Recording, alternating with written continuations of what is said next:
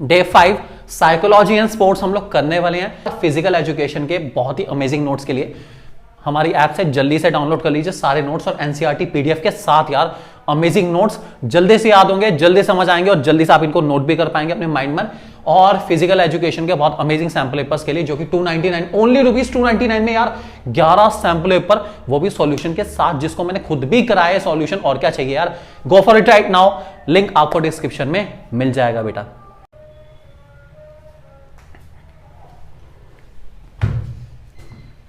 Class 12 physical education से जो chapter आज हम लोग स्टार्ट करने वाले हैं, उस चैप्टर का नाम है हमारे पास साइकोलॉजी एंड स्पोर्ट्स। चैप्टर हमारा फिजिकल में सबसे ईजीएस्ट चैप्टर में से एक है वाला, ठीक है। और बहुत कम टॉपिक है इस चैप्टर में, लेकिन इस चैप्टर की वेटेज कंपैरेटिवली काफ़ी अच्छी है। एक जनरल वेटेज देखें तो फिजिकल एजुकेशन में हमारे पास 10 चैप्टर्स हैं और 70 मार्क्स का पेपर है। तो अगर हम देखें तो एवरेज वेटेज बैठती है हर चैप्टर की 7 मार्क्स, लेकिन रियलिटी में हर चैप्टर की वेटेज 7 मार्क्स नहीं होने वाली, ठीक है। कोई 6 का होगा, कोई 5 का, कोई 8 का भी होगा, कोई 9 का भी होगा। ये चैप्टर उन चैप्टर में से जो अपनी वेटेज बिल्कुल जस्टिफाई कर रहा है, ये आराम से आपको 6 to 7 मार्क्स में मिलने वाला है, ठीक है। और 6 to 7 मार्क्स में ये जो चैप्टर आपको मिलेगा, देखा जाए तो इसके अंदर बहुत ज़्यादा कंटेंट नहीं है, लेकिन फिर भी 6 to 7 मार्क्स में आपको इस चैप्टर से मिलने वाला है कंटेंट, ठीक है। तो समझते हैं क्या है चैप्टर, इसके हर एक टॉपिक को बहुत डिटेल में कवर करेंगे। चलिए शुरू करते हैं। तो साइकोलॉजी पर है, तो साइकोलॉजी का मीनिंग समझेंगे हम। साइकोलॉजी क्या होती है? साइकोलॉजी आपकी 2 वर्ड से मिलके बनी है, ठीक है। एक है साइक और एक है लॉजी, ठीक है। यहाँ पे साइक का मीनिंग रहता है हमारे पास सोल एंड माइंड, ठीक है। और लॉजी का मीनिंग है स्टडीज। इसका मतलब है लोगों के सोल एंड माइंड को स्टडी करना।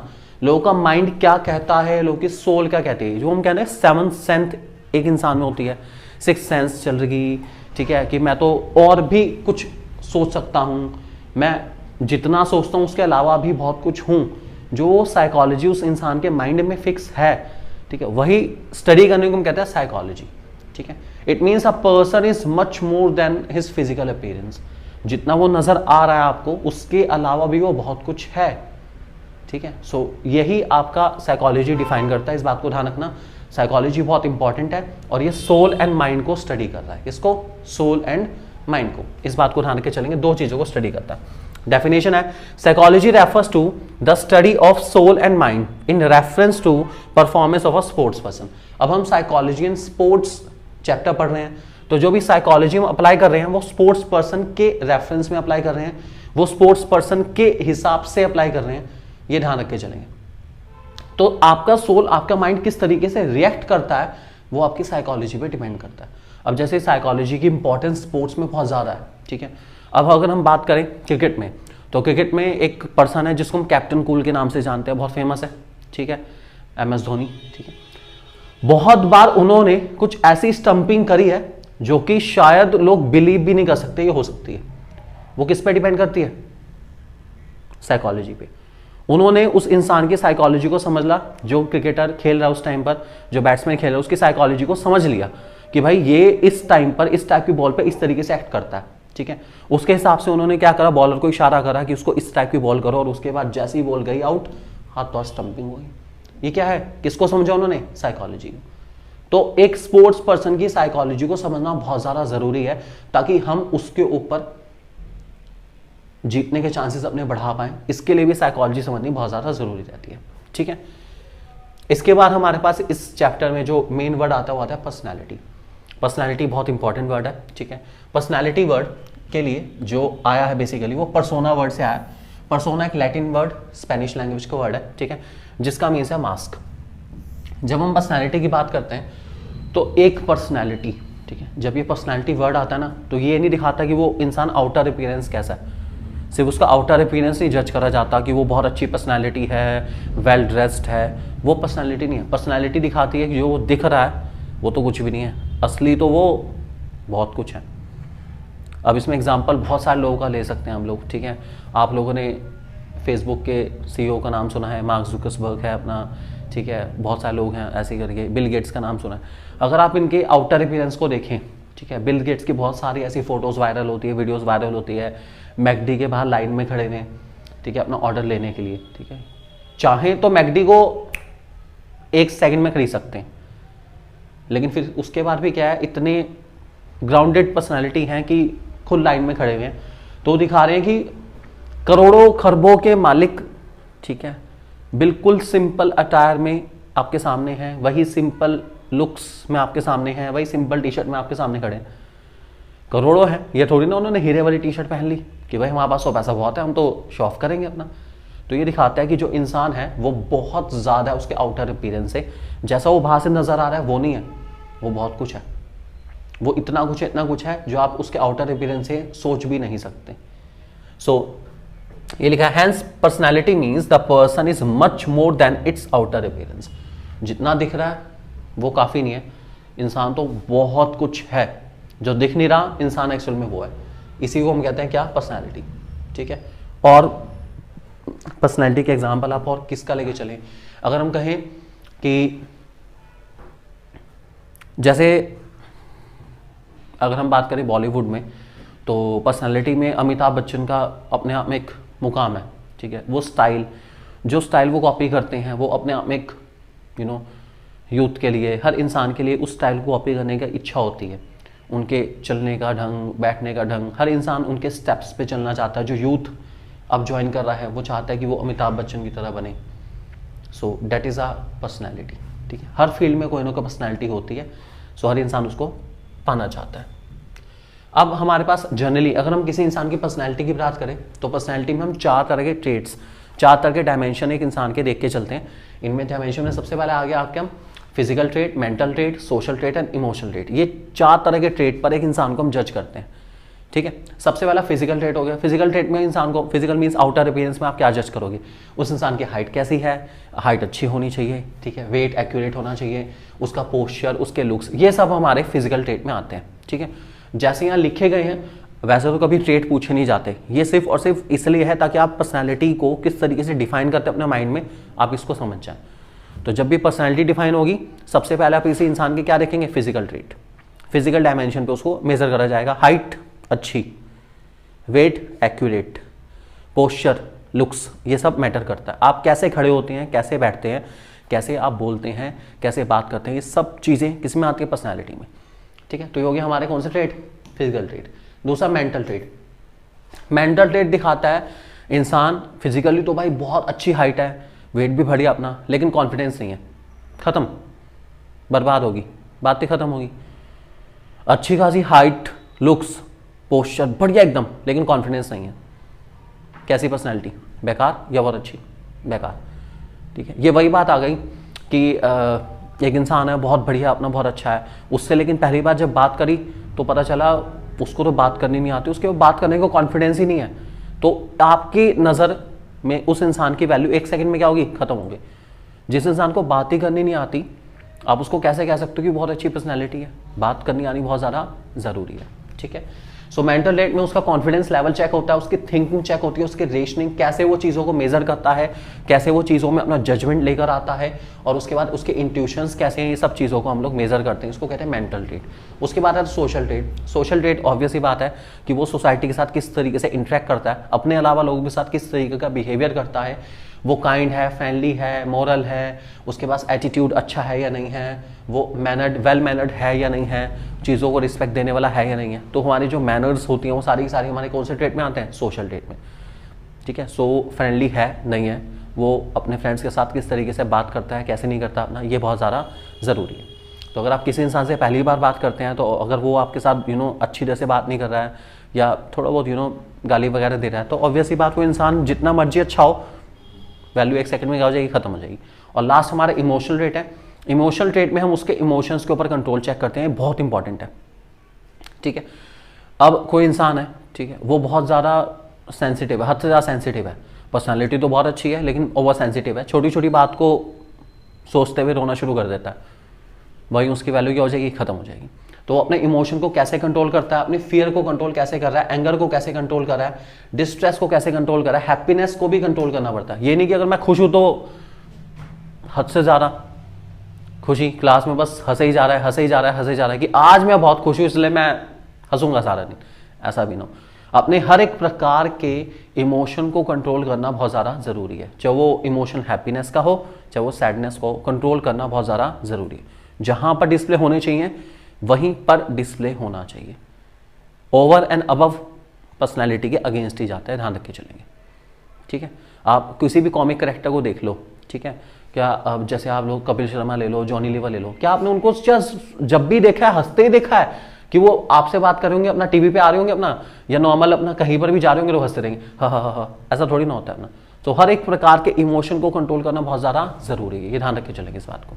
ठीक है, तो ये हमारे कुछ ट्रेट, ये डायमेंशन है पर्सनैलिटी के। ठीक है, अब हमारे यहाँ से कुछ पर्सनैलिटी के टाइप शुरू होते हैं, जो कि इंपॉर्टेंट टॉपिक रहेगा हमारा। सबसे पहले कार्ल जे जंग ने पर्सनैलिटी को 3 हिस्सों में डिवाइड करा, इंट्रोवर्ट, एक्सट्रोवर्ट और एम्बीवर्ट। ये सबसे आसान क्लासिफिकेशन रहते हैं पर्सनैलिटी की। ठीक है, सबसे पहले इंट्रोवर्ट लोग। इंट्रोवर्ट लोग वो लोग होते हैं जो औरों से बात करना पसंद नहीं करते, वो अपने आप में मस्त मगन रहने वाले, अपने आप में खोए हुए, किसी के साथ फालतू इंटरेक्शन नहीं करना। ठीक है, या मतलब से मतलब रखने वाले लोग को इंट्रोवर्ट लोग कहते हैं। ठीक है, यहां पर उनके सारे फीचर्स आपके सामने लिखे गए हैं। ठीक है, अगर कभी इंट्रोवर्ट वाला टॉपिक आपके सामने आ जाता है बोर्ड एग्जाम में, तो आपको कुछ नहीं करना है, इन सारे टॉपिक्स को जोड़ना है और एक सेंटेंस बनाना है। मतलब ऐसे लोग अलोन रहना पसंद करते हैं। ठीक है, ये मोस्ट कॉमन फॉर्म है पर्सनैलिटी की। ठीक है, ये लोग शाय रहते हैं, ठीक है, बात नहीं करते किसी के साथ, लेस टॉकेटिव है, बोलना पसंद ही नहीं करते। इन्होंने अपने आप को सोशली विड्रॉल कर रखा है, ये सोशल मीडिया पे एग्जिस्ट नहीं करते। ठीक है, और अगर एग्जिस्ट करते हैं तो हमें दिखते ही नहीं, क्योंकि ये रिक्वेस्ट एक्सेप्ट ही नहीं करते। उन्हें क्या, मुझे अपनी लाइफ किसी को डिस्प्ले नहीं करनी, अगर मेरे 1-2 लोग हैं तो बस मुझे उतने सर्कल में ही रहना है, इसके अलावा मुझे किसी और से बात करनी ही नहीं है। ठीक है, ये हद से ज़्यादा सेंसिबल होते हैं। ठीक है, और ये गोल फोकस्ड बहुत ज़्यादा रहते हैं, ये अपने गोल पे इतने ज़्यादा डेडिकेटेड हैं, इतने ज़्यादा डेडिकेटेड हैं कि इनको और कुछ नहीं चाहिए, सिर्फ क्या चाहिए, अपना गोल चाहिए। ठीक है, और ऐसे लोग गेम्स खेलते हैं तो आर्चरी और चेस में ज़्यादा अच्छा खेलते हैं। ठीक है, क्योंकि उसमें फोकस की नीड बहुत ज़्यादा रहती है। तो काम रखते हुए सिर्फ और सिर्फ फोकस्ड हैं अपने टारगेट पर, और कुछ इधर उधर नहीं सोचते। ऐसे लोग हमारे कौन सी पर्सनैलिटी रहते हैं, इंट्रोवर्ट। ठीक है, अब मुझे मान लीजिए इसका मीनिंग बनाना है पूरा अपना। It is the most common form of personality. ठीक है, introvert type of people likes to live alone.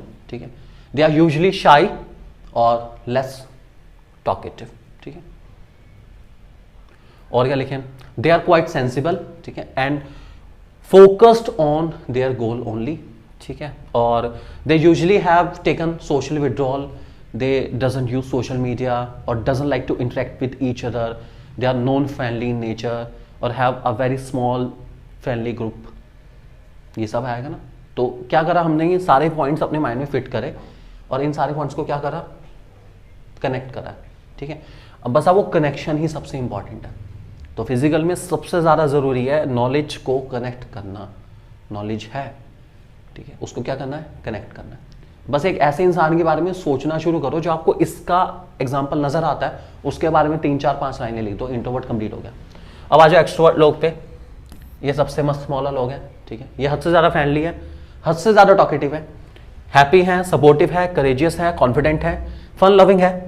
उसके बाद टीम बिल्डिंग बहुत अच्छे से करते हैं, क्योंकि ऑब्वियस बात है फ्रेंडली नेचर है। और ये गेम्स, क्रिकेट, हॉकी, जिनमें टीम की नीड पड़ती है, जिसमें अकेले नहीं खेलना, क्या चाहिए, टीम, उसमें एक्सट्रोवर्ट लोग बहुत जरूरत है। ऐसे लोग जो क्या बनाए, टीम बिल्डिंग करें, टीम बना के खेलें, ऐसे लोगों को हम कहते हैं क्या, एक्सट्रोवर्ट। ठीक है, तो क्या लिखेंगे एक्सट्रोवर्ट के बारे में, एक्सट्रोवर्ट टाइप ऑफ पीपल, ठीक है, आर फ्रेंडली नेचर। ठीक है, दे आर क्वाइट टॉकेटिव। ठीक है, they always live their life in a happy manner, they are supportive in nature, they are courageous, ठीक है, and quite confident in whatever way they are doing their work, they are quite confident on that. They are fun loving, they used to live their life in a happiest manner, they enjoy each and every moment of their life. ठीक है, they like to build teams, they are friendly in nature, they makes friends very easily, that's why they participate in games which need some team spirit like cricket, hockey, etc. तो हमने क्या करा, हमने extrovert type के लोगों के बारे में सोचा और उसके बारे में कुछ लाइनें लिखी हैं। ठीक है, सो अपने दिमाग को समझाओ कि आप पहले अपने आप को जज करो कि आप इंट्रोवर्ट की कैटेगरी में आ रहे हो, एक्सट्रोवर्ट की कैटेगरी में आ रहे हो, उसके हिसाब से मैनेज कर लो। ये लाइन हमें लिखना है, अपने आप पूरा नंबर मिल जाएंगे। गेम्स आप पहचान ही चुके हैं, इंट्रोवर्ट वो लोग गेम खेलते हैं जिनमें अकेला इंसान ही खेले, क्योंकि वो टीम पे भरोसे नहीं करते, वो किसी से बात ही नहीं करते, टीम स्पिरिट नहीं होती। एक्सट्रोवर्ट अलग ही है, उन्हें वो सारी चीज़ें करनी है जिसमें टीम स्पिरिट हो, ठीक है। और तीसरा आता है हमारा एम्बीवर्ट। एम्बीवर्ट कुछ नहीं है, वो मिक्सचर होते हैं इंट्रोवर्ट एक्सट्रोवर्ट। ऐसे लोग जो कभी कभी इंट्रोवर्ट हैं और कभी कभी एक्सट्रोवर्ट हैं, depending upon their own mood. कभी तो इतने अच्छे हैं कि भाई साहब मजा आ जाता है उनसे मिलकर, कभी इतने गंदे हैं कि मुझे नहीं करनी बात। तो ऐसे लोग जो कभी इंट्रोवर्ट कभी एक्सट्रोवर्ट है या हाइब्रिड है इंट्रोवर्ट एक्सट्रोवर्ट का, उनको एम्बीवर्ट नाम दिया जाता है। तो इसमें दोनों के कैरेक्टर आ जाएंगे, समटाइम्स वर्ड के साथ आएंगे। They are sometimes supportive, sometimes courageous, ठीक है, sometimes socially withdrawal, sometimes socially active. कभी इधर और कभी इधर, ये बेचारे बीच में सीसॉ कर रहे हैं। किसके बीच में? इंट्रोवर्ट और एक्सट्रोवर्ट के बीच में। इन लोगों को क्या कहा जाता है? एम्बीवर्ट। क्या कहते हैं हम? ठीक है। नेक्स्ट हमारा बिग फाइव थ्योरी। ये मोस्ट इंपॉर्टेंट क्वेश्चन है, इसके ऊपर आपका एमसीक्यू आ सकता है और काफ़ी चीज़ें इस पे आता है ना, ठीक है। क्वेश्चन कैसा आता है, आपको ना डायमेंशन, ये आपको बताएंगे कि एक इंसान है इस तरह का है, आपको पहचानना है कि वो बिग फाइव थ्योरी के अकॉर्डिंग कौन से उसमें लाई करता है। इसको हम ओशियन थ्योरी भी कहते हैं। क्या कहते हैं? Ocean theory. ओशियन थ्योरी इसलिए कहते हैं क्योंकि इसमें पहले वाला हमारा जो नेचर है वो ओ है, फिर सी है, फिर ई है, फिर ए है और फिर एन है, तो उसको हमने ओशियन थ्योरी नाम भी दिया है, ठीक है। क्या होता है चलिए समझते हैं इसके अंदर बिग फाइव थ्योरी के अकॉर्डिंग। और मैं आपको ये भी दिखाऊंगा कैसे हम इससे, मतलब मान लीजिए पहले हम एक के ट्रेड पढ़ लेते हैं और कैसे उन ट्रेड को कनेक्ट करके हम पूरा 8-10 लाइन तक लिखते हैं बहुत ईजिली, वो भी आपको डिस्प्ले करूँ। पहले देखते हैं ओपननेस, ठीक है। ओपननेस बता रहा है कि ऐसे लोग, ठीक है, अपने माइंड को ओपन रखते हैं, ये नई चीज़ों को सीखने से कभी डरते नहीं। मतलब क्या है ना, माइंड ओपन रखना, ओपन थिंकिंग, ठीक है, आराम से अपना, कोई दिक्कत नहीं, ओपन माइंडेड पीपल है अपना, ठीक है। ये हर चीज़ को एक्सेप्ट करने को तैयार हैं, जो भी नई चीज़ें आ रही हैं उसको समझते हैं, उसके प्रॉज एंड कॉन्स को देखते हैं, उसको एक्सेप्ट करने के बारे में सोचते हैं, ठीक है। ऐसे लोग आर्टिस्ट होते हैं, ठीक है। उसके बाद लर्नर होते हैं, गुड लर्नर, वो नई चीज़ें सीखते हैं। उसके बाद न्यू थिंग्स को सीखना पसंद करते हैं, न्यू कंसेप्ट्स को सीखना पसंद करते हैं, न्यू एक्सपीरियंस को करना पसंद करते हैं। ये क्रिएटिव होते हैं, ये इमेजिनेटिव होते हैं। ऐसे लोग हम कहते हैं ओपननेस। इसका मतलब है जो अपनी थिंकिंग को ओपन रखते हैं, जो नए कंसेप्ट्स को सीखते हुए डरते नहीं, जो नई थिंकिंग डेवलप करने में पीछे नहीं हटते बिल्कुल भी। और ऐसे लोग नए नए कंसेप्ट्स को बहुत जल्दी अडॉप्ट करते हैं और ये लोग इसलिए बहुत ज़्यादा इमेजिनेटिव है, क्रिएटिव है और ये लंबे टाइम तक सर्वाइव भी करते हैं। अगर ऐसे लोग कोई भी काम करेंगे तो बहुत लंबे टाइम तक चलेंगे। क्यों? क्योंकि वो अपने आप को एनवायरनमेंट के अकॉर्डिंग क्या कर रहे हैं? एडजस्ट कर रहे हैं। जैसा जैसा हालात आएंगे उसके हिसाब से अपने को क्या कर लेते हैं? एडजस्ट कर लेते हैं। ऐसे लोगों को हम क्या कहते हैं? ओपननेस। क्या कहते हैं? ठीक है।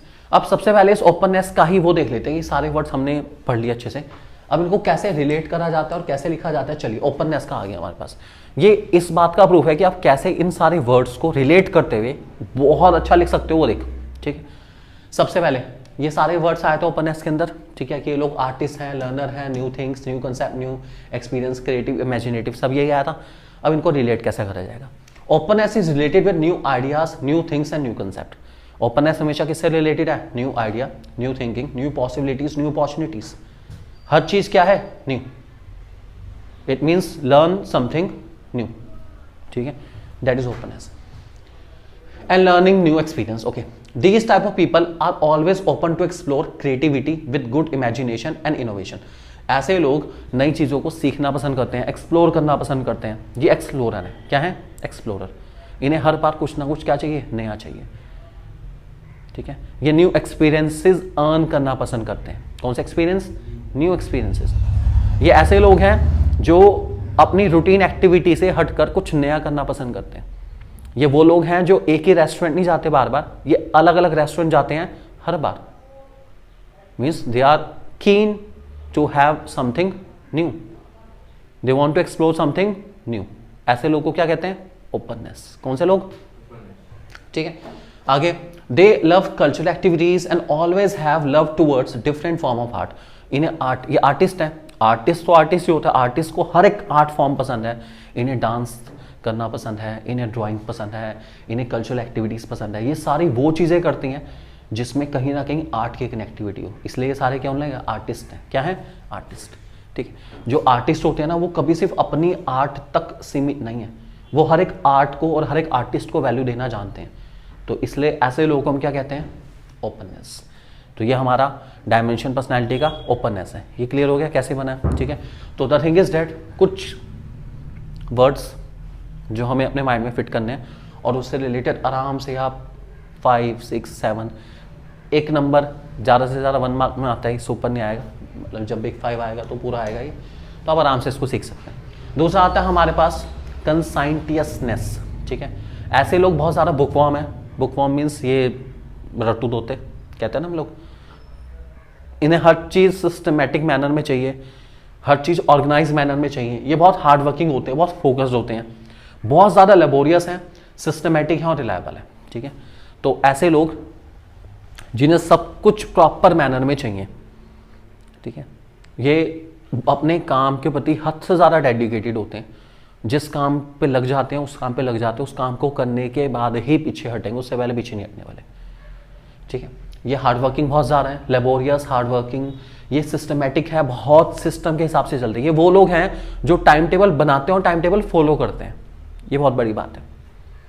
देखो, टाइम टेबल बनाना एक अलग चीज़ है और उसको फॉलो करना एक बहुत अलग चीज़ है, दोनों में बहुत डिफरेंस है। ये वो लोग हैं जो टाइम टेबल बना भी लेंगे और उसको फॉलो भी कर लेंगे। ऐसे लोग हम क्या कहते हैं, कंसाइंटियसनेस, क्या कहेंगे, ठीक है। तो ये बुकवॉर्म है, ठीक है, बहुत ज़्यादा डेडिकेटेड है, हद से ज़्यादा ऑर्गेनाइज रहेंगे, हार्ड वर्किंग है, गोल फोकस है, लेबोरियस, सिस्टमैटिक एंड रिलायबल। अपने आप इन सारे पॉइंट्स को रिलेट करते हुए हम एक अच्छा सा पैराग्राफ बना सकते हैं। उसके बाद आता है हमारा एक्सट्रोवर्जन। एक्सट्रोवर्जन हमारे एक्सट्रोवर्ट लोग हैं, मतलब वही जो एंजॉय करना जानते हैं अपनी लाइफ को, ठीक है, मजे लेंगे, फ्रेंडली लोग हैं, ग्रुप बिहेवियर पसंद करते हैं, टीम स्पिरिट बिल्ड करने में हेल्प करते हैं। सब लोग हमारे कौन से हैं, एक्सट्रोवर्जन, क्या कहते हैं। उसके बाद है एग्रीएबलनेस, ठीक है। एग्रीएबलनेस मतलब ऐसे लोग जो हर एक इंसान के अकॉर्डिंग एग्री हो जाएं, या जिनको हम एग्री करा पाए, जिनको हम एग्री करा पाए, जिनको हम मना पाए, ठीक है। यस, हर एक इंसान के अकॉर्डिंग एग्री हो जाते हैं बिना किसी दिक्कत के। ऐसे लोग बेस्ट फ्रेंड मटेरियल होते हैं। क्या होते हैं, क्योंकि बेस्ट फ्रेंड वही बन सकता है जो आपकी बात को बहुत जल्दी मान जाए। जो आपकी बात के अगेंस्ट जाए वो कभी आपका बेस्ट फ्रेंड बन ही नहीं सकता, क्योंकि उसके साथ फिर आपकी केमिस्ट्री मैच नहीं कर पाएगी ना। ऑब्वियस ही बात है कि भाई वाइब नहीं मिल पाएगी बिल्कुल भी। ये तो मेरी हर एक बात को काटता है, बताओ, ये इसको मेरे अगेंस्ट ही जाना होता है, फिर वो आपका बेस्ट फ्रेंड कैसे बन सकता है, पॉसिबल नहीं है बिल्कुल भी। तो एग्रीएबलनेस वो लोग हैं, बेस्ट फ्रेंड मटेरियल होते हैं, फ्रेंडली होते हैं बहुत ज़्यादा, कोऑपरेटिव पता ही नहीं है, एग्री हो रहे तो कोऑपरेट भी करेंगे, एडजस्टिंग है, एग्री हो रहे एडजस्ट भी करेंगे हर उसमें, जनरस है हद से ज़्यादा, ठीक है, आपके अकॉर्डिंग। और उसके बाद सिंपैथेटिक हैं, सिंपैथी रखते हैं आपके अकॉर्डिंग, तभी तो एडजस्ट हो रहे हैं। तो ये आपके बेस्ट फ्रेंड मटेरियल है, आपके हिसाब से एडजस्ट होना जानते हैं बिल्कुल अपना, और आप इन्हें अपने हिसाब से थोड़ा बहुत एडजस्ट करना चाहते हो एडजस्ट भी कर सकते हैं। और लास्ट हमारा आ गया जिसका नाम है न्यूरोटिसिज्म, ठीक है, दैट इज न्यूरोटिसिज्म। ये क्या कहते हैं, ये ऐसे लोग हैं जो बहुत ज़्यादा इमोशनल हैं, इनके नेगेटिव इमोशन इतने ज़्यादा हावी पड़ जाते हैं कि आप इन लोगों के साथ ना कटने की कोशिश करते हैं ऐसे लोगों से। मतलब इन लोगों के पास बैठना बड़ा मुश्किल हो जाता है, इतने ज़्यादा नेगेटिव इमोशन से भरे हुए हैं कि इनके पास बैठने पे लगता है भैया निकल लो बस यहाँ से, इनके पास बैठ के तो कहीं पता चले हमारा भी काम खराब ना हो जाए।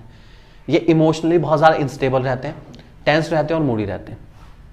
ये समझो बस एक तरीके से ऐसे लोग जो अपना ब्रेकअप करा के आए हैं और बेचारे रो ही रहे हैं और कुछ नहीं कर रहे अपना, इन्हें बहुत ज़्यादा आदत है रोने की, छोटी छोटी बात पे ये इनको रोना होता है। ऐसे लोगों को हम लोग न्यूरोटिसिज्म कहते हैं। ये हद से ज़्यादा नेगेटिव इमोशन में डूबे हुए हैं, इनके माइंड में पॉजिटिव थिंकिंग आती नहीं है, हमेशा क्या सोचते हैं, सिर्फ नेगेटिव थिंकिंग के बारे में, ऐसा हो गया तो, ऐसा हो गया तो, ऐसा हो गया तो, ठीक है, ये वही सोचने वाले हैं। ऐसे लोग से हर इंसान कोशिश करता है बचने की, और ये बहुत ज़्यादा इमोशनली इनस्टेबल है, इनके इमोशन स्टेबल नहीं रहते, चाहे वो नेगेटिव हो चाहे पॉजिटिव हो, हर इमोशन बहुत जल्दी चेंज हो जाता है। ऐसे लोग हम लोग न्यूरोटिसिज्म कहते हैं, ठीक है। एक फोटो से हम इन सारे के सारे पॉइंट्स को एक बार शॉर्ट में देखते हैं। ओपननेस आपको नज़र आ रहा है, ठीक है, आर्टिस्ट टाइप के लोग हैं। उसके बाद कंसाइंटियसनेस दिख रहा है, हर चीज़ को ऐसे लोग बड़ा बड़ा चश्मा लगा के सब कुछ ऑर्गेनाइज मैनर में लेके चलने वाले, ठीक है, काम काम काम काम काम पे ध्यान देने वाले। उसके बाद एक्सट्रोवर्जन, नाम ही दिख रहा है आपको कि भैया एक फ्रेंड इधर एक फ्रेंड इधर, अपना they are enjoying their life, ठीक है। उसके एग्रीएबलनेस है, गुड फ्रेंड मटेरियल, सबको एडवाइस देने वाले, ठीक है, सबके अकॉर्डिंग एडजस्ट करने वाले लोग।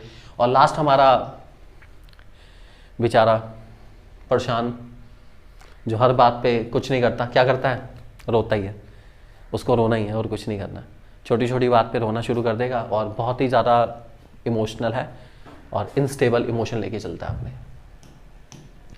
इसके बाद आता है हमारे पास नेक्स्ट टॉपिक जिसका नाम है एग्रेशन। ठीक है, एग्रेशन का मतलब एक तरीके से अगर देखा जाए तो आक्रमण है। ठीक है, तो ये हिंदी में से हम कह सकते हैं आक्रामकता। किसी इंसान से जब आप फाइट करते हैं तो वो एग्रेशन या आक्रामकता होनी चाहिए कि मुझे उस इंसान को हराना है, इसको एग्रेशन कहते हैं। ठीक है, so it is defined as any form of behaviour directed towards goal of harming or injury to other या another living being who is motivated to avoid such treatment.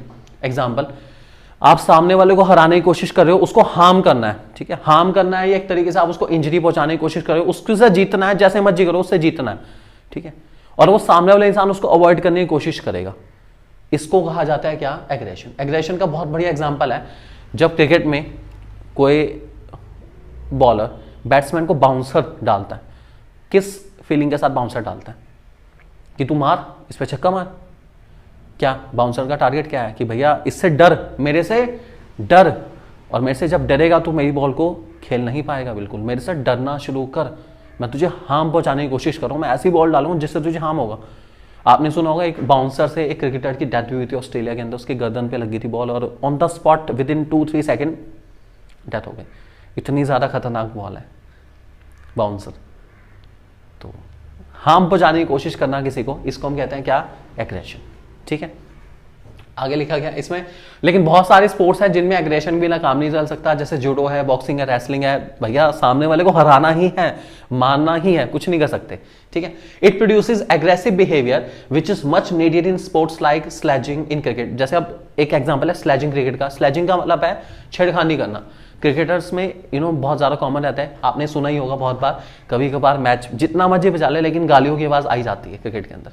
वो कुछ नहीं करते, भले चाहे सामने वाले क्रिकेटर को समझ आए या ना आए। देखो अगर वो इंडिया, पाकिस्तान, बांग्लादेश वगैरह के तो समझ जाते हैं गाली कौन सी है, अपना क्या नहीं है। बाहर वाले को समझ नहीं आती, लेकिन वो इतने बेवकूफ़ नहीं है, उन्हें पता है ये क्या करें, स्लेजिंग कर रहे हैं, वो भी करते हैं। तो एक दूसरे के गाली गलोच चलता रहता है अपना। वो क्यों कराया जाता है? मोमेंटम गेन करने के लिए, हीट मोमेंटम, ताकि सामने वाला इंसान गुस्से में आए और कुछ गलती करे और उसकी गलती का हमें फ़ायदा मिल जाए। ठीक है, तो इसको कहते हैं हम क्या? एग्रेशन। क्या कहेंगे? ठीक है, एग्रेशन बहुत कॉमन है। और एग्रेशन में सबसे ज़्यादा जो बड़ी टीम है या जो सबसे ज़्यादा फेमस टीम है वो ऑस्ट्रेलियन टीम है। इनसे अच्छा एग्रेशन कोई नहीं दिखाता, ये सबसे ज़्यादा एक्सपर्ट है स्लेजिंग करने में। अब जैसे पीछे आपने सुना होगा जब फाइनल था वर्ल्ड कप का, तो इन्होंने पहले ही कह दिया था, ठीक है, कि मैं ऐसा क्रिकेट खेलूंगा इस तरीके से कि इंडिया के सारे स्टेडियम के लोग बैठे होंगे ना, उनको मौका नहीं मिलेगा एक बार भी हुटिंग करने का। और उसने करके दिखाया। वो लोग टीम को चीयर नहीं कर पाए, उसने हाल ऐसा कर दिया था मैच का। ये इनका एग्रेशन है कि तुम्हें मैं ऐसा कर दूंगा कि तुम भी याद रखोगे, ये एग्रेशन है। तो ये सबसे ज़्यादा फेमस है एग्रेशन में। 3 तरह के एग्रेशन होते हैं हमारे। ठीक है, पहले का नाम hostile aggression. In this type of aggression in which the main aim is to harm the opponent. In this player cause injury to other opponent. Example bouncer, ये मैंने बताया, सामने वाले इंसान को क्या करना है? इंजरी पहुंचाने की कोशिश करनी है। ऐसे एग्रेशन को हम हॉस्टाइल एग्रेशन कहते हैं। क्या कहते हैं? हॉस्टाइल। ठीक है, दूसरा instrumental aggression. The main of this is to achieve the goal by aggression. Many sports person and athletes use this type of aggression in different sport. Example rugby. ये aggression general आपका है जिसमें harm करने के बारे में नहीं है, लेकिन आपको जीतना है और एग्रेशन के साथ जीतना है। ठीक है, एग्रेशन का एग्जांपल इसमें देखो ना, वो बहुत बार देखा होगा आपने, जैसे बहुत स्पोर्ट्स में ना इंसान बहुत ज़्यादा शोर मचाता है जीतने से पहले या अपना काम करने से पहले, कुछ भी बहुत ज़्यादा शोर मचाता है, वो अपने एग्रेशन को दिखा रहा है, सामने वाली टीम को डराने की कोशिश कर रहा है। तो इसमें डराने की कोशिश करना है, मारना नहीं है। पहले में मारना है, इसमें मारना नहीं है, बस एग्रेशन दिखा के जीतने की कोशिश करनी है। और तीसरा हमारा इंपल्सिव है। It is also known as affective aggression. It is a character by strong emotion, usually anger. It is usually done to take the advantage of the moment.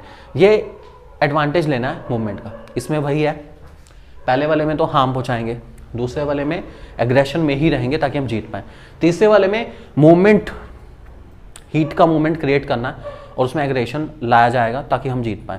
इसका एग्जांपल आपको देता हूं। ठीक है, आपको याद है युवराज सिंह ने एक बार एक ओवर में 6 बॉल पे 6 छक्के मारे थे।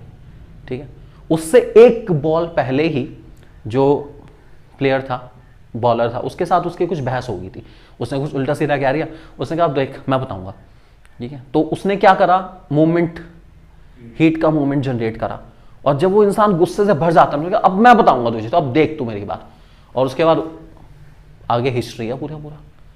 तो ये कुछ और नहीं है, इसको हम कहते हैं क्या, impulsive. Impulsive movement of heat generate करता है और उसके हिसाब से एग्रेशन लेकर आता है ताकि आप विनिंग पोजीशन में आ पाए। तो that is called impulsive behaviour. क्या कहते हैं हम, इंपल्सिव, ठीक है। तीनों इंपॉर्टेंट है, आपको पता होनी चाहिए, तीनों के बारे में आ सकता है क्वेश्चन। इसके बाद हमारे पास नेक्स्ट टॉपिक जो है वो लास्ट ईयर ही ऐड हुआ हमारा, बहुत इंपॉर्टेंट टॉपिक है। लास्ट ईयर बोर्ड के पेपर में 4 मार्क का क्वेश्चन इसी टॉपिक में से आया होता। ये 4 हैं, चारों बहुत इंपॉर्टेंट है। टॉपिक का नाम है साइकोलॉजिकल एट्रीब्यूट्स इन स्पोर्ट्स। इसमें हम लोग self esteem, mental imagery, self talk और गोल सेटिंग, इन 4 के बारे में पढ़ेंगे।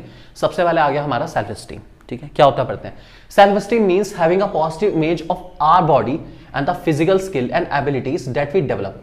We feel positive self worth through the recognition that we receive from family, friends and the social relationship that develop as a result of our involvement in sports and physical activity। कुछ नहीं कहने जा रहे, आप अपने mind में अपनी कैसी इमेज, एक तरह से सेल्फ स्टीम का मतलब है आप कैसे अपनी पॉजिटिव सेल्फ इमेज प्रोड्यूस करते हो अपनी नज़र में, या सोसाइटी या आपके फ्रेंड वगैरह कैसे आपकी इमेज को बेटर करती है। क्योंकि तू बहुत अच्छा खेलना शुरू कर दिया, तूने तो बहुत बढ़िया खेल रहा है, तो बहुत क्लीन स्ट्रोक लेता है सारे के सारे अपना, तेरी बॉलिंग बहुत अच्छी होती जा रही है, ठीक है, तू बहुत अच्छा मैच खेलता है अपना। ये सारी चीज़ें क्या कर रही है, ये इंसान को क्या सेटिस्फाई करा रही है, सेल्फ स्टीम। क्या सेटिस्फाई कर रही है, सेल्फ स्टीम, कि आप अच्छे हो, आप अच्छे हो, this is what, self esteem. आपकी नज़र में आपकी वैल्यू बढ़ रही है, और कौन बढ़ा रहे हैं, आपके आसपास वाले लोग, ठीक है। और ये इसलिए बढ़ रही है क्योंकि आप अच्छा कर रहे हो, इसलिए आपकी इमेज भी ऑटोमेटिकली क्या हो रही है, बढ़ती जा रही है, बेटर होती जा रही है। इसको हम सेल्फ स्टीम कहते हैं। क्या कहते हैं। तो ये जो सेल्फ स्टीम है ना, ये हमारी एक बिजनेस स्टडीज में नीड भी है, self esteem need. Self esteem need का मतलब है डूइंग समथिंग बेटर, कि लोग मुझे जाने, मुझे रिकॉग्निशन मिले, मुझे रिस्पेक्ट मिले। तो जो रिस्पेक्ट आप अर्न कर रहे हो यहाँ पर अपने परफॉर्मेंस की वजह से, उसको हम क्या कहकर चलते हैं, सेल्फ स्टीम। क्या कहेंगे। और ये बहुत जरूरी है, अगर आप कुछ अच्छा काम कर रहे हो तो आपको रिस्पेक्ट मिलनी चाहिए, ताकि आपकी सेल्फ स्टीम क्या हो, सेटिस्फाई हो, आपको अच्छा लगे, हाँ यार मैं मेहनत कर रहा हूं और मुझे इसकी वाहवाही, रिकॉग्निशन भी मिल रहा है। That is called self esteem, ठीक है। सेल्फ स्टीम को कैसे इंप्रूव करा जा सकता है, पहले आप म्यूचुअली रिस्पेक्ट के साथ खेलो, ठीक है, और सारे के सारे पार्टिसिपेंट के नेम जानो। आपको कैसे रिस्पेक्ट मिलेगी, आप गेम खेल रहे हो, ठीक है, आप सारे पार्टिसिपेंट्स के नेम जानते हो, उनके नेम के साथ ही बुलाते हो उनको, ठीक है। दूसरा, आप म्यूचुअल रिस्पेक्ट देके चलते हो, आप रिस्पेक्ट देते हो और रिस्पेक्ट पाते हो, रूल है। तो म्यूचुअल रिस्पेक्ट शेयर करना, अपने आप क्या नीड पूरी होगी, सेल्फ स्टीम नीड पूरी होगी। कौन सी नीड, ठीक है। दूसरा, avoid comment about body size and shape, reinforce comment about ability and skill. किसी की बॉडी शेप पर कोई कमेंट नहीं करना, ठीक है, और एबिलिटी एंड स्किल के अकॉर्डिंग अच्छा ही बोलना है कि हाँ तेरे में स्किल, देखो एक इंसान है वो अच्छा खेल रहा है, ठीक है, तो उसको अच्छा ही बोलो ना, आप उसे क्यों ना तेरा गेम अच्छा नहीं, बिल्कुल ना, आपको बोलना है अगर वो अच्छा है तो उसको अच्छा बोलो, तभी वो भी आपको क्या रिटर्न में बोलेगा, आपके परफॉर्मेंस के हिसाब से आपको अच्छा बोल पाएगा, नहीं तो बोलने वाला नहीं है। तो किसी भी इंसान के बॉडी साइज एंड शेप के बारे में कमेंट नहीं करना बिल्कुल भी, मीन्स कोई भी नेगेटिव कमेंट पास नहीं करना, क्योंकि आप नेगेटिव कमेंट पास करोगे तो रिटर्न में क्या आएगा, नेगेटिव कमेंट, और सेल्फ स्टीम के अगेंस्ट जाता है नेगेटिव कमेंट। अगर कोई आपको बुरा बोलेगा तो आपके माइंड में वो बुरा चलेगा, इसलिए कोशिश करो अच्छा बोलो और अच्छा सुनो। तीसरा, encourage young man to talk about feelings and to solve problem in a non violent ways. अगर कभी लड़ाई हो जाती है तो उसको कोशिश करो नॉन वायलेंट मैनर में सॉल्व करो। जिन लोगों को आप सिखा रहे हो, जिन लोगों के साथ डील कर रहे हो, अगर आपकी टीम है तो उनसे बातचीत करो, उनकी प्रॉब्लम्स को सुनो। एक ऐसा इंसान जो बाकी सबकी प्रॉब्लम सुनता है ना, सब लोगों के मन में उसके लिए इमेज कैसी बनती है, अच्छी या बुरी, ऑब्वियस ही बात अच्छी बनेगी ना। तो आपको ऐसी इमेज क्रिएट करनी है, इसे हम कहते हैं क्या, ठीक है। तो सेल्फ स्टीम का मतलब है सोसाइटी से अपनी इमेज को कैसा बनवाना, पॉजिटिव, ठीक है। और ये तभी बन सकती है, इसके लिए आपको एफर्ट करने पड़ेंगे। आप सोचो बैठे बैठे मिल जाए, ऐसा नहीं होगा, इसके लिए आपको मेहनत करनी पड़ेगी, ठीक है। अपने जूनियर्स के साथ अच्छे से बात करनी पड़ेगी, अपनी सीनियर्स के साथ अच्छे से बात करनी पड़ेगी। सिंपल भाषा में सेल्फ स्टीम कहता है give respect and get it back, ठीक है। लोगों को रिस्पेक्ट दो ताकि आपको रिस्पेक्ट मिल पाए, इसको हम कहते हैं क्या, सेल्फ एस्टीम। क्या कहेंगे, ठीक है। दूसरा आता है mental imagery. Mental imagery involve the athlete imagining themselves in an environment performing a specific activity using their sense, sight, hear, feel, smell. The image should have the athlete performing successfully and the feeling satisfied with their performance. It is useful for okay. Mental imagery कह रहा है आपको उस situation को imagine करना है, ठीक है, जब आप बहुत अच्छा परफॉर्म कर रहे होंगे, ठीक है. आप जैसे एग्जांपल एक क्रिकेटर है, वो इमेजिन कर रहा है कि उसने पहले मैच में ही सेंचुरी स्कोर कर ली, तो उसको अच्छा फील होगा, बुरा फील होगा, ठीक है. ये आपका मोटिव बना रहा है, आपका गोल बना रहा है, ताकि आप उसके लिए मेहनत कर पाए. आप इमेजिन करो, ठीक है, कि आप ऐसी सिचुएशन में आ गए. जैसे आप इमेजिन करो कि फिजिकल एग्जाम आपके सामने है और आपने पेपर देखा, पहली इमेज, और सारे के सारे क्वेश्चन आपको आते हैं, तो आपको कैसा फील होगा, अच्छा या बुरा? ऑब्वियस ही बात, आपको लगेगा जो आपने मेहनत करी है वो मेहनत सक्सेसफुल हो गई. उस टाइम जो रिलैक्सेशन आपको आपकी बॉडी में फील होगा, जो माइंड में आप फील करोगे, वो आपको क्या करेगा, और बेटर करने के लिए कोशिश करवाएगा कि अरे अब तो बस पेपर अच्छा है, इसे और अच्छे से परफॉर्म करना है और आराम से 70 आउट ऑफ 70 में स्कोर कर सकता हूँ. This is called mental imagery. Thinking positive about the future, ठीक है. इमेजिन करना फ्यूचर के इस इवेंट को और उसमें अपने आप को लेकर आना, अपने आप को उस फ्यूचर में इमेजिन करना कि ऐसी सिचुएशन होगी और मैं होऊंगा यहाँ पर, लोग तालियां बजा रहे होंगे, I will be recognised by all the people around this society. इस चीज को इमेजिन करने को हम कहते हैं क्या, मेंटल इमेजरी. क्या कहते हैं हम, ठीक है. इसका फायदा क्या है? पहला, motivate the athlete by recalling images of their goal for that session or a successful in a past competition of beating a competitor in a competition. इसका एग्जांपल आपको देता हूँ. आप सभी ने वो मूवी देखी है सुल्तान, ठीक है.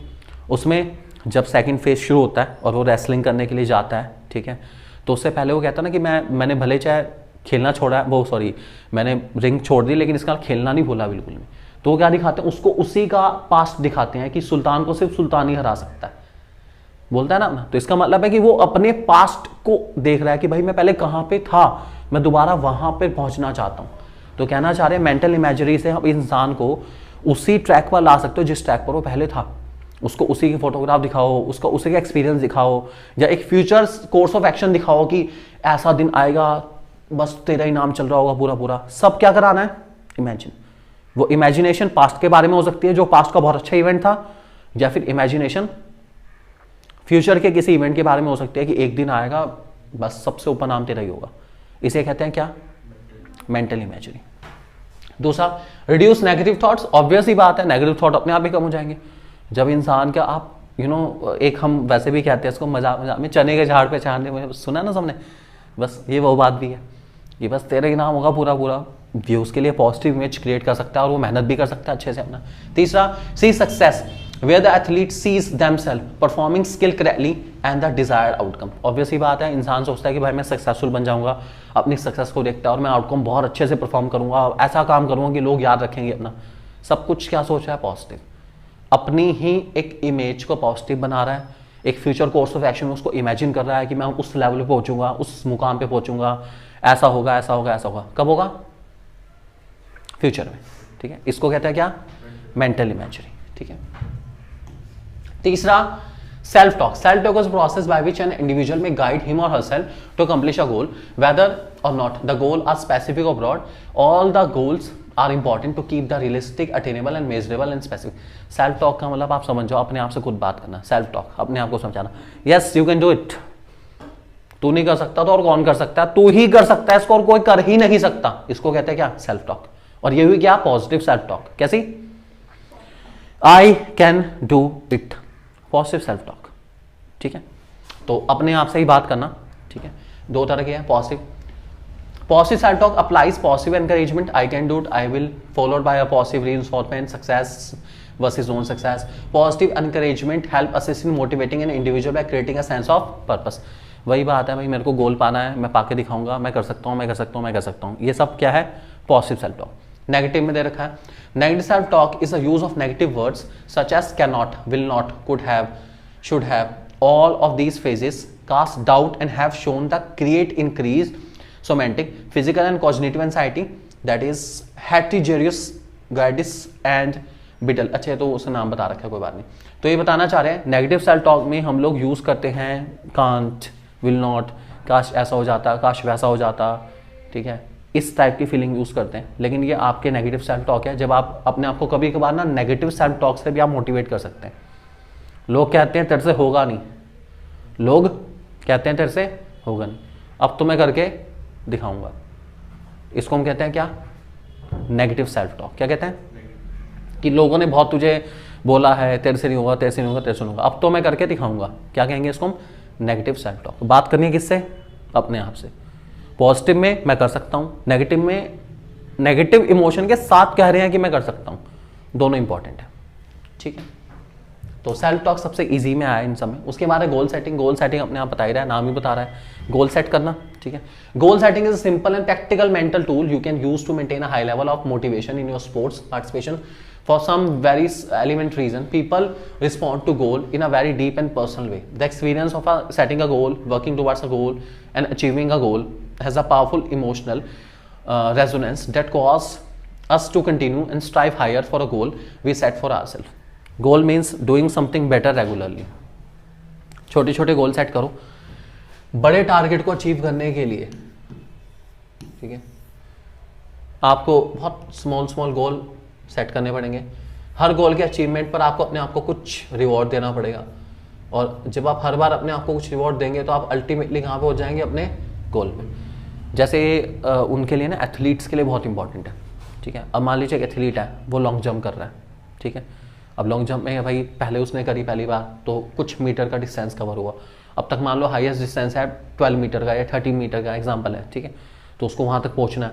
अब पहली बार कोशिश कर तो पहुँच नहीं सकता. पॉसिबल है कि पहली बार में भाई साहब वो कमाल हो जाए, ऐसा तो होगा नहीं बिल्कुल भी. तो उसने क्या करा? छोटे छोटे गोल सेट करे कि जब भी मैं पहले से बेटर परफॉर्म करूंगा मैं अपने आपको क्या दूंगा? रिवॉर्ड दूंगा.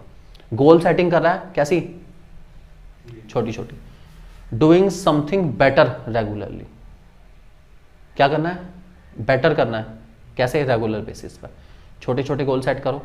ये छोटे छोटे गोल जब सेट करेगा ना तो वो एटलीस्ट कम से कम कॉम्पिटिटिव स्पिरिट भी रहेगी कि मुझे पहले से बेटर करना है, और वो अपने इस एफर्ट्स को भी क्या रखेगा? कंटिन्यू रखेगा. क्या रखेगा? कंटिन्यू. ठीक है, गोल सेटिंग एग्जाम्पल एग्जाम में भी बच्चे बहुत बार देखते हैं अपना. आपने कोई ऐसा कॉम्पिटिटिव एग्जाम दिया, उसमें आपकी स्कोरिंग कम रह गई, तो अगली बार आपका गोल सेट क्या होगा? पहले से क्या करना है? बेटर. थोड़ा और बेटर, और ज़्यादा बेटर. तो थोड़ा बेटर बेटर करते करते आप अपने अल्टीमेट गोल तक अचीव कर पाएंगे. इसको हम कहते हैं क्या? Goal setting. क्या कहेंगे?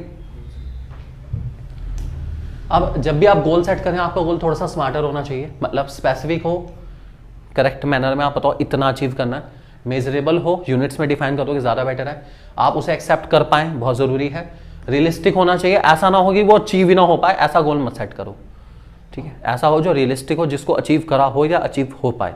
उसके बाद टाइम लिमिट लगेगी गोल सेट करने के लिए, अचीव करने के लिए भी टाइम लिमिट होती है, ध्यान रख के चलना. ठीक है, और उसके बाद एक्साइटिंग होना चाहिए, आपको थोड़ा सा एक्साइट करके चले, हाँ यार मैं करके दिखाऊंगा, मजा आएगा करने में अपना.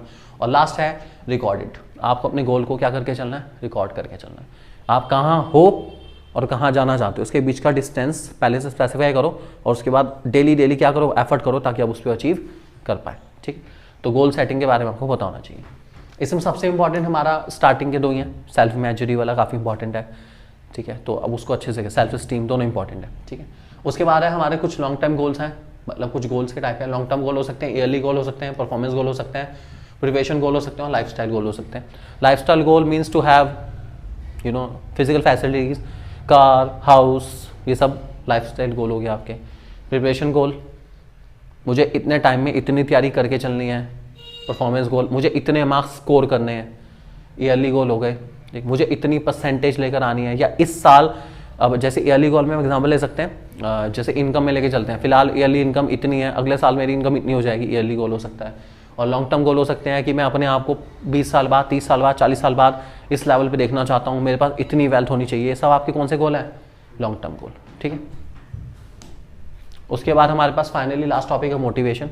मोटिवेशन आपका मूवर्स वर्ड से आया है, जिसका मीन्स होता है मूव करना. मोटिवेशन एक ड्राइविंग फोर्स है जो इंसान को मूव करने के लिए मजबूर करता है, एफर्ट करने के लिए मजबूर करता है. अंदर से आवाज आती है कि हाँ मैं कर सकता हूँ, मैं करके दिखाऊंगा. इसको हम कहते हैं क्या? मोटिवेशन. ठीक है, मोटिवेशन से रिलेटेड 3 वर्ड्स हमारे हैं. मोटिव आपका ऑब्जेक्टिव है, मोटिवेशन टेक्निक है, और मोटिवेशन हमारी प्रोसेस है. ठीक है, मोटिव, मोटिवेशन और मोटिवेटर. यहाँ पे मोटिवेटर आएगा. ठीक है, मोटिवेटर. ठीक है, मोटिवेटर आपकी टेक्निक है जिसकी वजह से आप मोटिवेट होंगे, टेक्निक, ठीक है। जैसे एग्जांपल आपके घर वालों ने आपको लालच दिया कुछ ना कुछ कि अगर आपके 12 में इतने मार्क्स आए तो आपको ये देंगे, वो आपका क्या है, मोटिवेटर है। क्या है, मोटिवेटर, ठीक है। उसके बाद टाइप्स हैं इंट्रिंसिक, एक्सट्रिंसिक। इंट्रिंसिक वो जो अंदर से आएगा, आई कैन डू इट। एक्सट्रिंसिक वो जो बाहर से आएगा, यू कैन डू इट, ठीक है, इसे कहेंगे एक्सट्रिंसिक। और आई कैन डू इट, इसे कहेंगे इंट्रिंसिक। तो जब आप अपने आप को खुद मोटिवेट करेंगे इंट्रिंसिक, कोई और मोटिवेट करेगा एक्सट्रिंसिक, ध्यान रख के चलेंगे, ठीक है। और फाइनली हमारे टेक्निक्स है मोटिवेशन के, आपको गोल सेट करना पड़ेगा। एक वर्बल कमेंट मतलब क्या है, कैसे आप मोटिवेट करेंगे, सबसे पहले तो गोल सेट करो, ठीक है। उसके बाद verbal comment, verbal comment means किसी ने आपके ऊपर कमेंट कर दिया कि आपकी बस की बात नहीं है, आप नहीं कर सकते, ठीक है, इंसान मोटिवेट हो गया। अपोजिट सेक्स का प्रेजेंट, ठीक है, जैसे एग्जांपल क्लास में ना गर्ल्स वर्सेस बॉयज वाला कंपटीशन अलग ही लेवल का मोटिवेशन लेकर आता है कि हर बार इस क्लास से लड़कियां फर्स्ट सेकंड थर्ड पोजीशन आती है, अच्छा इस बार तेरा भाई लेकर आएगा, प्रेजेंस ऑफ अपोजिट सेक्स। उसके बाद कैश प्राइज ट्रॉफी पाने के लिए इंसान मोटिवेट होता है। प्रेज एंड ब्लेम, तारीफ मिलेगी, ब्लेम भी आ सकता है अगर अच्छा नहीं करा तो, इसलिए मोटिवेट होता है इंसान। और पॉजिटिव सेल्फ टॉक, अपने आप को yes I can do it. तो इन सब चीज़ों से इंसान क्या होता है, मोटिवेट होता है, ठीक है। उसके बाद एक्सरसाइज एडहेरेंस, हमारे चैप्टर का लास्ट टॉपिक है। एक्सरसाइज एडहेरेंस का मतलब है आप अपनी डेली लाइफ के अंदर एक्सरसाइज को कैसे लंबे टाइम तक मेंटेन कर सकते हो, आप अपनी रूटीन एक्टिविटीज में कैसे एक्सरसाइज को शामिल कर सकते हो, लंबे टाइम तक कैसे कंटिन्यू कर पाओगे, इसको एक्सरसाइज एडहेरेंस कहते हैं हम लोग, ठीक है। तो इसके कुछ रीजंस हैं एक्सरसाइज करने के, आपको क्या फ़ायदा मिलता है। पहला, आपका मूड हैप्पी रहता है। दूसरा पॉइंट, आपकी स्ट्रेस रिड्यूस हो जाती है, ऑब्वियस ही बात है, अच्छी बात है।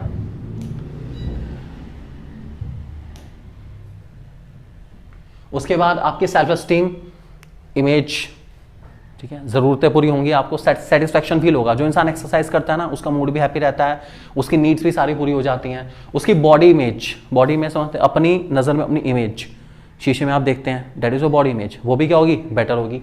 उसके बाद एटीट्यूड भी पॉजिटिव होगा इंसान का। और उसके बाद डिप्रेशन अपने आप कम हो जाएगा। और सोशल रिलेशन बढ़ेंगे, जब सबके साथ मिलकर एक्सरसाइज करेगा तो रिलेशन भी क्या होंगे, बेटर होते चले जाएंगे। ये सब पॉइंट्स हैं जिसकी वजह से हम एक्सरसाइज एडहेरेंस को ट्राई करते हैं। और ये हमारे चैप्टर का लास्ट टॉपिक है। आप इसको जनरल भी लिख सकते हैं कि एक्सरसाइज इंसान को क्यों करनी चाहिए, तो आप बता सकते हैं एक्सरसाइज करने से हमारी बॉडी इमेज अच्छी होती है, स्ट्रेस कम होता है, डिप्रेशन कम होता है और कंसंट्रेशन पावर भी बढ़ जाती है। तो कुछ भी लिख सकते हैं, जनरल टॉपिक है हमारा। आप जो इसमें नॉर्मल कुछ ऐसे टॉपिक हैं हमारे जो आप जनरल मैनर में लिख सकते हैं, उसमें आपको वो हेडिंग की नीड नहीं है, आप हेडिंग देना चाहें दे सकते हैं और बहुत सिंपल मैनर में उसको लेके चल सकते हैं, ठीक है।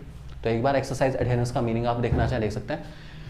ये एक्सरसाइज बिहेवियर है within structure programme and exercise maintenance outside the formal programme. आप कैसे अपने फॉर्मल रूटीन में एक्सरसाइज को हमेशा शामिल करके चल सकते हो, इसको एक्सरसाइज एडहेरेंस कहते हैं।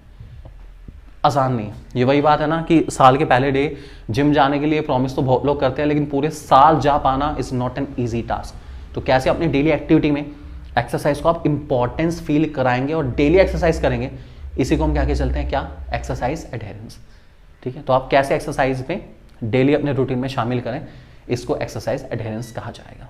मोस्ट अमेजिंग कंटेंट और फिजिकल के अमेजिंग सैंपल पेपर्स के लिए don't forget to download our app 1-to-1 classes from Google Play Store, and you can also download it from Apple Store My Institute app, and you can write down our ORG code RVYWA.